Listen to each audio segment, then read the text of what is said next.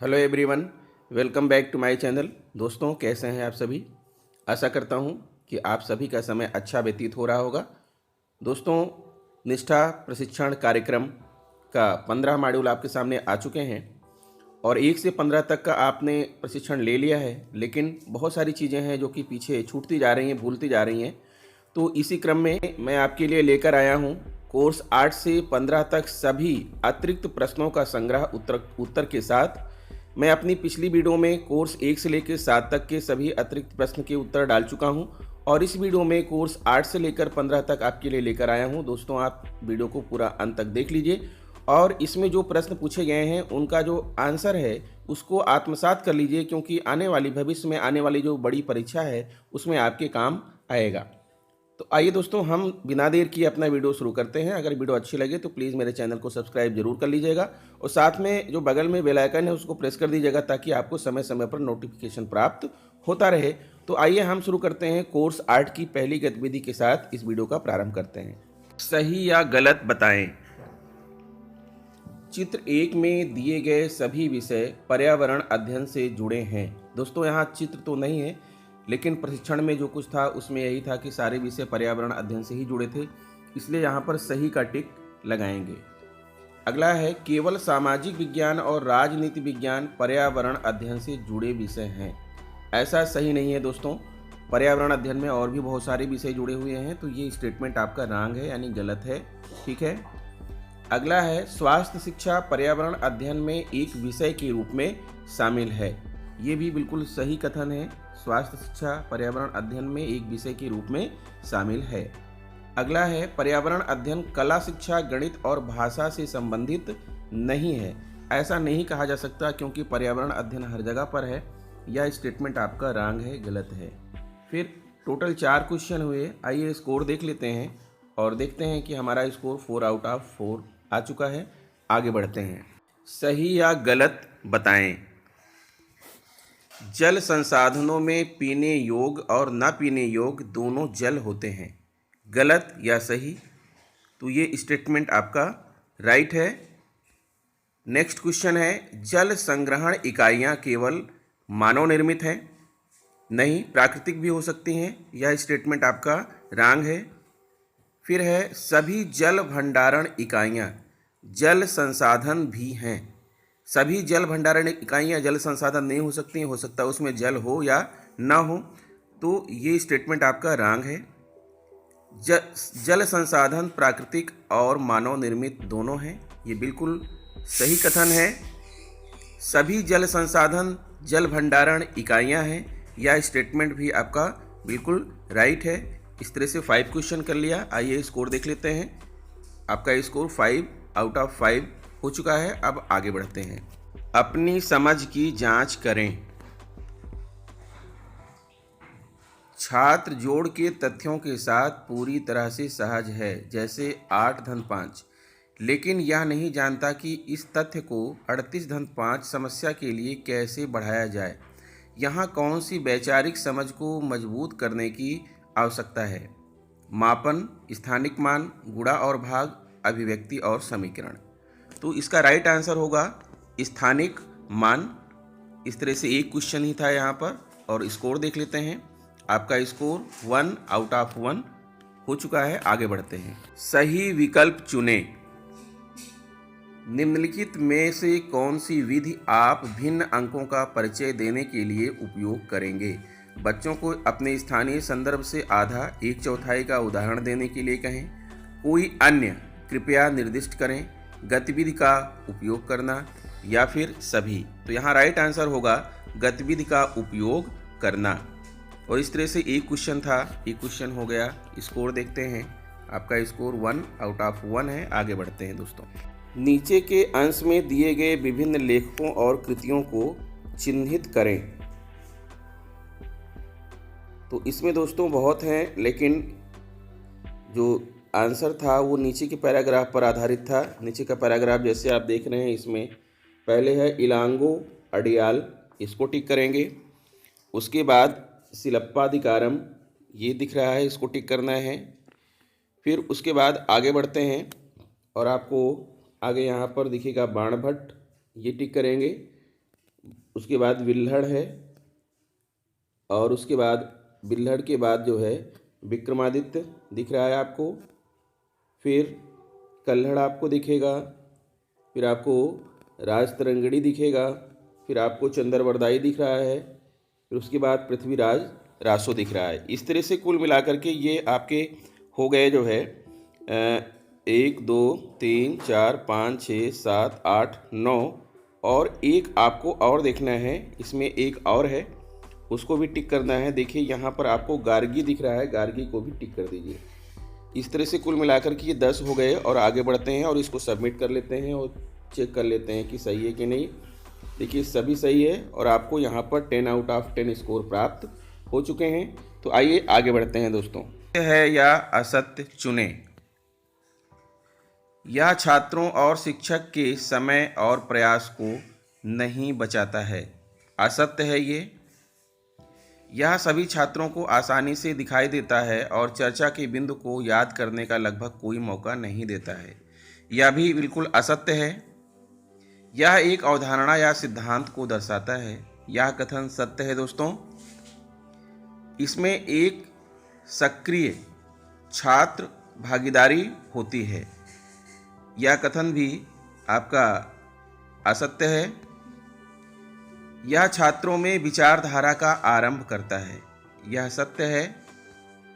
इस तरह से 5 क्वेश्चन हुए। आइए स्कोर देख लेते हैं, और आपका स्कोर 5 आउट ऑफ 5 है। आगे बढ़ते हैं। आघात वर्धनीय और वह वस्तुएं जो आघात वर्धनीय नहीं हैं चुनें। बोतल और किताब। बोतल और किताब को चोट पहुंचाने पर क्या ये बढ़ती हैं? नहीं। तो ये वस्तुएं आघात वर्धनीय वस्तुएं नहीं हैं। कागज का टुकड़ा, यह भी पीटने पर नहीं बढ़ता, तो यह भी आघात वर्धनीय वस्तुएं नहीं है। कपड़े का टुकड़ा, इसे भी पीटने पर नहीं बढ़ता, तो यह भी आघात वर्धनीय वस्तुएं नहीं है। तांबे का तार पीटने पर बढ़ता है, यह आघात वर्धनीय वस्तुएं है। लोहे की चाबी भी पीटने पर बढ़ती है, यह भी आघात वर्धनीय वस्तुएं हैं। एल्युमिनियम का टुकड़ा भी पीटने पर बढ़ेगा, यह भी आघात वर्धनीय वस्तुओं की श्रेणी में आएगा। इस तरह से कुल 6 क्वेश्चन आपने किया। आइए स्कोर देख लेते हैं। आपका स्कोर 6 आउट ऑफ 6 है। आगे बढ़ते हैं। नीचे लिखे कथन को निष्क्रिय और सक्रिय वाक्य में वर्गीकृत करें।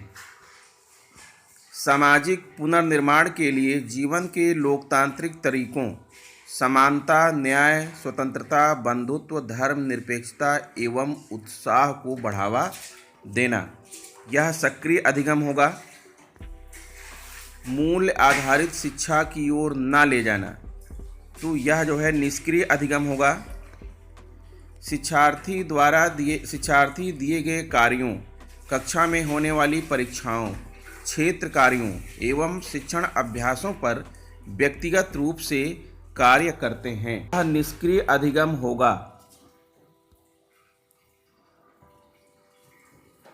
अध्यापक उन सामाजिक, सांस्कृतिक और राजनीतिक संदर्भों को समझते हैं जिनमें शिक्षार्थी पलते व विकसित होते हैं। वह शिक्षार्थियों को सैद्धांतिक जानकारी के साथ साथ जीवन की वास्तविक स्थितियों से भी परिचित कराते हैं। यह सक्रिय अधिगम होगा। ज्ञानात्मक अवधारणाओं को परखने, जानने एवं चुनौती देने हेतु पर्याप्त अवसर, यह भी सक्रिय अधिगम के अंतर्गत आएगा। रटंत प्रणाली को प्रोत्साहित करना, यह निष्क्रिय अधिगम में आएगा। शिक्षार्थियों को दल में काम करने, एक दूसरे के साथ बातचीत करने और विभिन्न तरह के विषयों, क्षेत्रों पर प्रोजेक्ट्स करने के लिए प्रोत्साहित किया जाता है। सामूहिक प्रस्तुतियों को प्रोत्साहित किया जाता है, यह भी सक्रिय अधिगम के अंतर्गत आएगा। अध्यापक बच्चों एवं अधिगम से जुड़े सामान्य सिद्धांतों को ही शिक्षण अधिगम प्रक्रिया में प्रयोग में लाते हैं। सक्रिय अधिगम, निष्क्रिय अधिगम, तो यह निष्क्रिय अधिगम में आएगा। रटंत प्रणाली को हतोत्साहित करना, शिक्षण अधिगम को एक आनंददायी व सहभागी गतिविधि बनाना, बाल केंद्रित क्रियाकलाप आधारित सहभागी अधिगम अनुभवों जैसे नाटक, प्रोजेक्ट, विचार विमर्श, संवाद, अवलोकन, भ्रमण आदि को सुनियोजित करना और सृजनात्मक कार्यों के साथ शिक्षण अधिगम को एकीकृत करना, यह भी सक्रिय अधिगम के अंतर्गत आएगा। सामाजिक वास्तविकताओं, शिक्षार्थी और अधिगम प्रक्रिया के बारे में छात्रों की मान्यताओं का निराकरण करने के लिए कोई स्थान नहीं होता। यह निष्क्रिय अधिगम है। शिक्षार्थियों को समाज में अपनी स्थिति और अपनी मान्यताओं का पता लगाने व परखने के लिए कक्षा शिक्षण अधिगम प्रक्रियाओं में स्थान दिया जाता है। यह भी सक्रिय अधिगम में आएगा। समीक्षात्मक विचार कौशलों के माध्यम से शिक्षण अधिगम व्यक्तिगत व सामाजिक अनुभवों के साझा संदर्भों में ज्ञान को अर्जित किया जाता है। यह भी सक्रिय अधिगम में आएगा। शिक्षार्थियों की विषय ज्ञान की अवधारणाओं को जानने के लिए कोई स्थान नहीं होता। यह निष्क्रिय अधिगम होगा। शिक्षक शिक्षार्थियों को गहन विचार विमर्श व चिंतन संलग्न रखते हैं। शिक्षार्थियों को स्व अध्ययन और समीक्षात्मक विचार कौशलों के विकास के लिए मुद्दों को समझने एवं पहचानने के लिए प्रोत्साहित करते हैं। शिक्षार्थी अपने द्वारा किए गए अवलोकन, स्वचिंतन जैसे विवादों का भी उल्लेख हो, इन सभी विषयों पर चिंतन युक्त लेख लिखते हैं। यह भी सक्रिय अधिगम में आएगा। चिंतन मनन व स्व अध्ययन के कम अवसर, ये निष्क्रिय अधिगम है। शिक्षार्थी के लिए ज्ञान को बाहरी एवं ऐसा माना जाता है जिसे प्राप्त किया जाना है। यह भी निष्क्रिय अधिगम में आएगा। इस तरह से कुल 16 क्वेश्चन हुए हैं। आइए स्कोर देख लेते हैं। आपका स्कोर 16 आउट ऑफ 16 है। चलिए आगे बढ़ते हैं। सत्य और असत्य पर निशान लगाएं। पूर्व प्राथमिक शिक्षा का उद्देश्य बच्चों को अक्षर और संख्या सिखाना है। ये है असत्य। विकास के 8 क्षेत्र आयाम हैं। यह भी है असत्य। पूर्व प्राथमिक शिक्षा कार्यक्रम प्रारंभिक कक्षा के बच्चों को तैयार करता है। यह सत्य है। बच्चे तय करते हैं कि वह किस रुचि के क्षेत्र लर्निंग सेंटर में खेलना चाहते हैं। यह भी सत्य है। बच्चे आपस में परस्पर संवाद करके सीखते हैं। यह कथन भी सत्य है। पूर्व प्राथमिक शिक्षा खेल के माध्यम से दी जाती है। यह भी सत्य है। पूर्व प्राथमिक शिक्षा का उद्देश्य बच्चे का समग्र विकास है। यह भी सत्य है। निर्देशित खेल बच्चों द्वारा शुरू किया जाता है। यह कथन असत्य है। पूर्व प्राथमिक शिक्षा 3 से 6 वर्षीय बच्चों के लिए एक आयोजित कार्यक्रम है। यह सत्य है। बच्चे वयस्कों के साथ परस्पर संवाद से सीखते हैं। यह भी सत्य है। परिवेश बच्चों को शिक्षित करने का एक शक्तिशाली माध्यम है। यह भी सत्य है। इस तरह से 11 क्वेश्चन हुए। आइए स्कोर देख लेते हैं। आपका स्कोर 11 आउट ऑफ 11 है। आगे बढ़ते हैं दोस्तों। बच्चों के लिए सारी सुविधाओं व सेवाओं के बीच संयोजन जैसे देखभाल, स्वास्थ्य, पोषण, टीकाकरण और शिक्षा।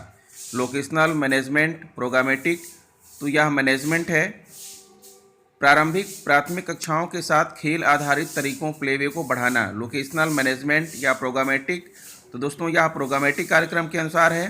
फिर है प्राथमिक कक्षाओं व पूर्व प्राथमिक स्तर के शिक्षकों के लिए संयुक्त प्रशिक्षण। लोकेशनल मैनेजमेंट या प्रोग्रामेटिक, तो यह प्रोग्रामेटिक है। फिर प्राथमिक विद्यालयों के अहाते के आसपास पूर्व प्राथमिक केंद्र का प्रावधान। लोकेशनल मैनेजमेंट या प्रोग्रामेटिक, तो यह लोकेशनल है, स्थानीय है। समुदाय के सहयोग व संसाधनों का उपयोग करना। लोकेशनल मैनेजमेंट या प्रोग्रामेटिक, तो यह मैनेजमेंट है, प्रबंधन में आता है।